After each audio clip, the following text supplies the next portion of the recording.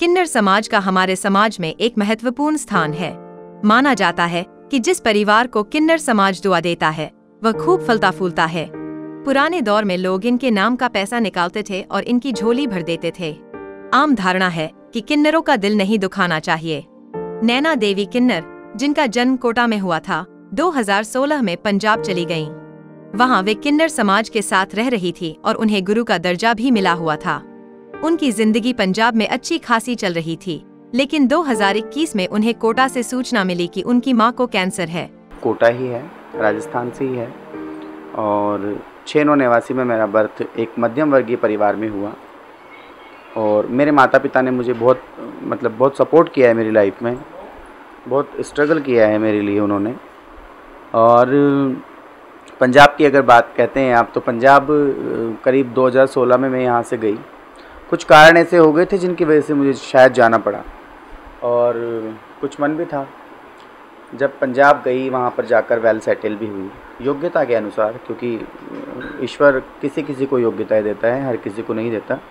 तो शायद मेरे अंदर कुछ ऐसी खूबियाँ थी, उसको देखते हुए उन लोगों ने मुझे वहाँ गद्दीपति का पद भी दिया। मैं अच्छे से वेल सेटल भी हुई और अच्छी लाइफ, बिल्कुल परफेक्ट लाइफ जो थी मेरी गुजर रही थी।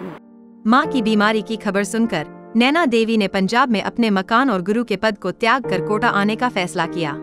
उन्होंने अपनी माँ की सेवा को अपनी प्राथमिकता बनाई और कोटा आकर अपनी माँ की देखभाल करने लगीं। हम लोग जहाँ रहते हैं हमें वहाँ की चीज़ वहीं छोड़नी होती है ना। अपना पर्सनल हम कुछ ले सकते हैं, रख सकते हैं अपने पास, बट अपनी जो कहते हैं ना वो दादा की चीज़। और हम लोगों में गुरु प्रथा कहते, देखो भारत के अंदर पिता पुत्र से बढ़ के गुरु शिष्य का रिश्ता जो है उसको ज़्यादा मान्यता और योग्यता दी गई है।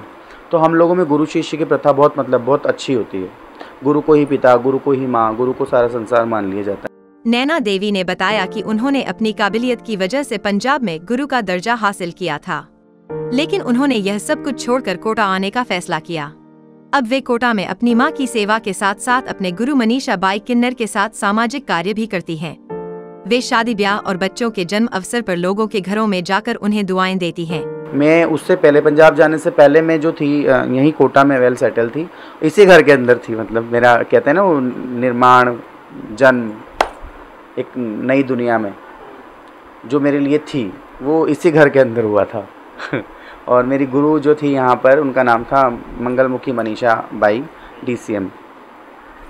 मैंने वापस उन्हीं के पास, मैंने मन किया कि मुझे एक बार उनसे बात करनी चाहिए। मैं अचानक से उनको कॉल किया और कॉल करने के बाद उन्होंने बोला घर आई। तो घर आने के बाद में अपने गुरु से बात की, गले मिल के रोए भी खूब। होता है ना एक दूसरे में, जिसने बच्चे की तरह रखा हो कभी किसी ज़माने में, तो होता है, हमें भी होता है, उनको भी होता है। फिर मैंने उनसे कहा यार मम्मी को ना गुरु ऐसी ऐसी बात हो गई। तो उन्होंने बोला अच्छा, उन्हें भी बड़ा अफसोस हुआ। फिर मैं यहीं सेटल हुई। हाँ, रही बात पंजाब वाले जो थे महंत बोलते हैं वहाँ पर किन्नरों को, किन्नर समुदाय को, उन्होंने भी मुझे काफ़ी बैक सपोर्ट किया। उन्होंने बोला नहीं तू वहीं रहे आराम से, कोई दिक्कत नहीं, हम तेरे साथ हैं। क्योंकि यहाँ वाले जो थे मेरे गुरुजी, उन्हीं की शरण में मैं वापस आ गई थी और मैंने वापस उन्हीं को गुरु चयन किया था अपना, मनीषा जी को।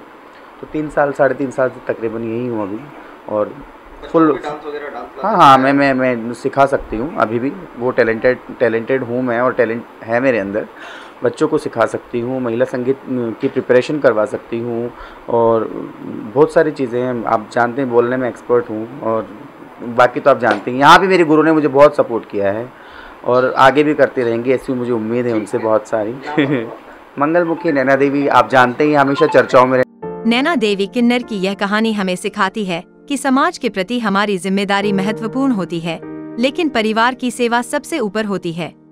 उन्होंने अपने आलीशान जीवन और प्रतिष्ठित पद को त्याग कर यह सिद्ध कर दिया कि एक सच्चे इंसान की पहचान उसकी निस्वार्थ सेवा और बलिदान से होती है। लोकल 18 के लिए कोटा से शक्ति सिंह की रिपोर्ट।